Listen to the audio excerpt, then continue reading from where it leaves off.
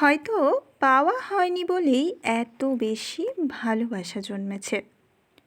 আমরা যখন কাউকে নিজের করে পাই, তখন তাদের কাছ থেকে যায় কিছু এক্সপেকটেশন, থেকে যায় কিছু আবদার, কিছু চাওয়া পাওয়া।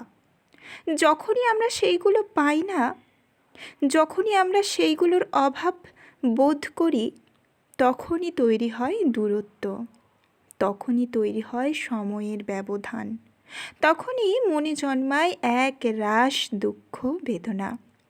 আর সুন্দর মুহূর্তগুলো সেই মুহূর্তে ধুলোয় মিশে যাওয়ার মতো উড়ে যায়। শুধু মনে থাকে দুঃখ বেদনার পাওয়ার মতো এক অভাব।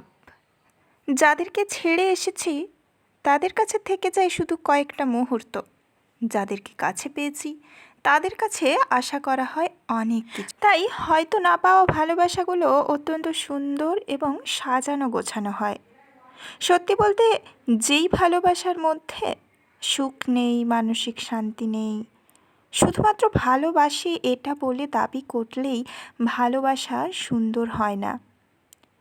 যেখানে সুন্দর হয় মানসিক চিন্তা, যেখানে সুন্দর হয় কিছুটা মুহূর্ত, যেখানে সুন্দর হয় কিছুটা সময়, যেখানে দুজন দুজনকে বোঝে এবং তাদের এক্সপেকটেশানগুলো পূরণ করার চেষ্টা অন্তত করে, সেটাই হয়তো ভালোবাসা। কোনো কষ্ট ছাড়াই যাকে পাওয়া যায় তার গুরুত্ব আমরা কখনোই বুঝি না, কিন্তু যাকে কষ্ট করে পেতে হয় তারা আমাদের কাছে থাকে অনেক গুরুত্ববান হয়ে। ওই যে কথায় বলে না, গুরুত্ব হারায়, দূরত্ব বাড়ে, সম্পর্ক ভাঙে। ঠিক সেই ভালোবাসাটাই হয়তো তোমার আর আমার, তাই না?